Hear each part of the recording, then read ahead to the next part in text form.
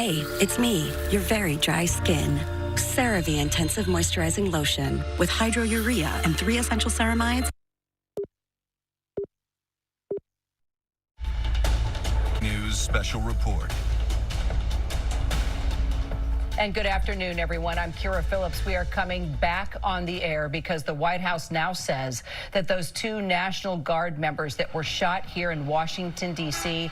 have died. The shooting happening just a short time ago, about a block from the White House and also not far from us here at the ABC News Bureau. Those Guard members from West Virginia, they were deployed by President Trump. It was part of his effort to crack down on violent crime in the city.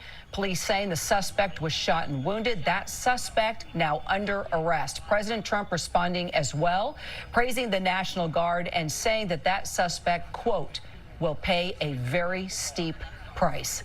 Let's get straight to our Jay O'Brien. He has been on the scene. All right, we'll get to Jay in just a second. First, our chief investigative correspondent, Aaron Katersky. And Aaron, the governor of West Virginia, just moments ago confirming to us that sadly, a day before Thanksgiving, these 2 members of the National Guard that have been shot on the streets of D.C. are now dead. The West Virginia governor, in a post on social media, writing, Kira, that it is with great sorrow that we can confirm both members of the West Virginia National Guard who were shot earlier today in Washington, D.C., have passed away from their injuries. The governor's statement does not identify those Guards members, but says these brave West Virginians lost their lives in the service of their country, and adds we are in ongoing contact with federal officials as the investigation continues. But the governor says all of West Virginia grieves with the families, their loved ones, and the Guard community. West Virginia will never forget their service or their sacrifice.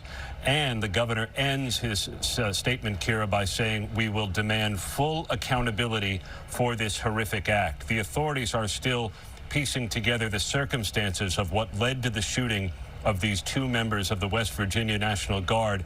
A suspect, and it is believed there is just one suspect now, has been taken into custody. It's possible that the Guardsmen were able to return fire after they were shot and struck the Guardsman, who is now said to be in critical condition at the hospital, Kira. All right, Aaron, stay close. I want to take it now to our Chief Justice Correspondent, Pierre Thomas. Pierre, these National Guard members were put on the streets of D.C. By the president to fight crime. It was controversial at the very beginning. Even the mayor was not comfortable with what was happening, but then eventually she did get on board, and the response was positive. Those seeing the members of the National Guard at our train station, Union Station, at the metro stations, we were coming to and from work, at tourist sites near the Smithsonian, museums, the mall, other places, people were getting comfortable seeing members of the National Guard on our streets. Now, sadly, 2 lives are lost trying to prevent the kind of crime that took their lives. Well, in speaking to D.C. police, who are coordinating all of this investigation, we had some guidance that these injuries were critical. We also had some guidance that they were likely fatal. The governor has now confirmed that information, that both the National Guardsmen are from West Virginia.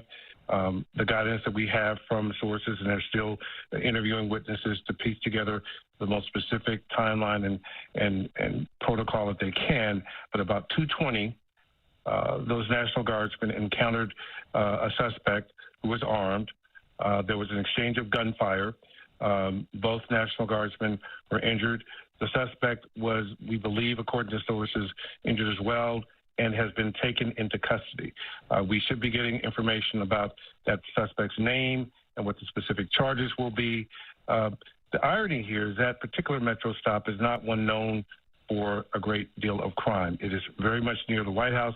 As you say, it is near our Washington Bureau of ABC News. I had encountered the National Guardsmen often in going to lunch and also using that particular metro stop. This is just tragic on all levels. And even though crime has been going down in the city in general, even before the National Guardsmen were deployed, the fact remains in this country we have chronic gun violence with a lot of people that have weapons and are willing to use them. D.C. police are always at the ready to deal with it. But again, that particular area, which is so near the White House where there's lots of activity, is not known as a high crime zone. But suffice it to say, now you have all of government from ATF, FBI, the FBI director has responded, the Attorney General has responded.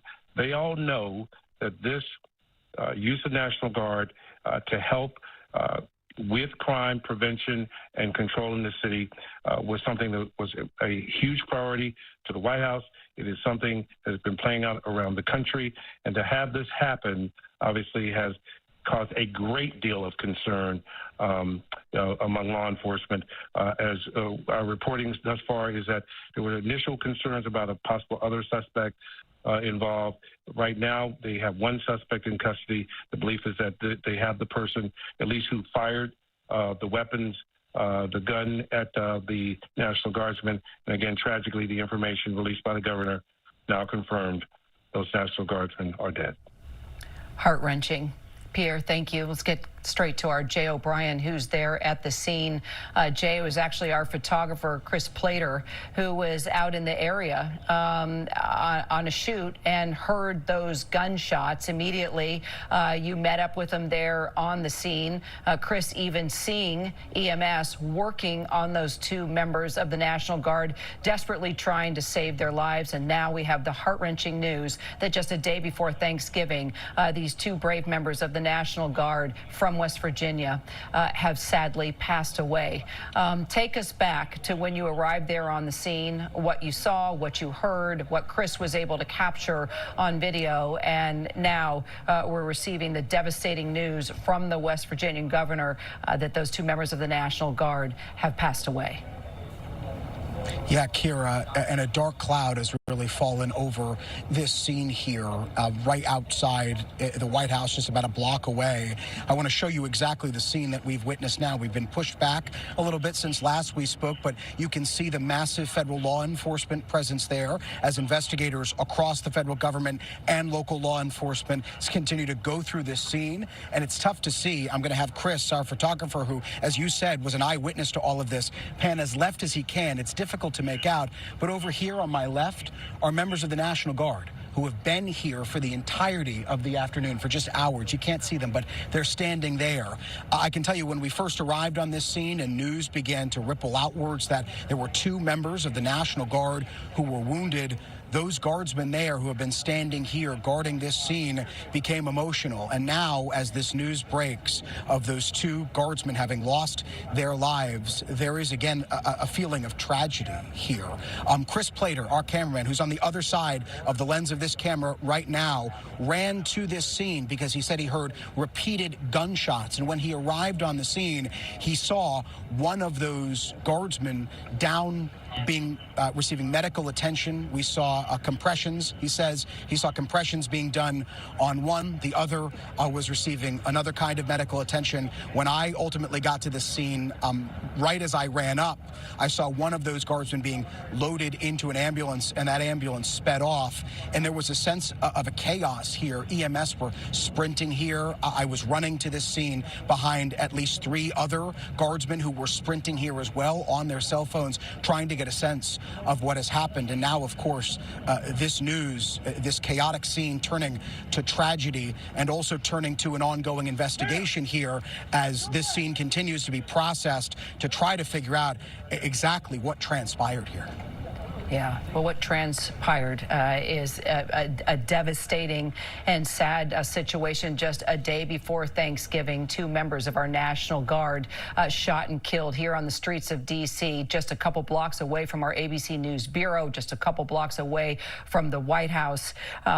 We can tell you they are from West Virginia, one male, one female, as you heard our Jay O'Brien say right there. He was on the scene with our photographer, Chris Plater, who saw EMS EMS desperately trying to save their lives, working on them there at the scene at the Farragut West Metro Center, where more than likely they were patrolling, because that's what our members of the National Guard have been doing ever since the president put them on the streets of D.C.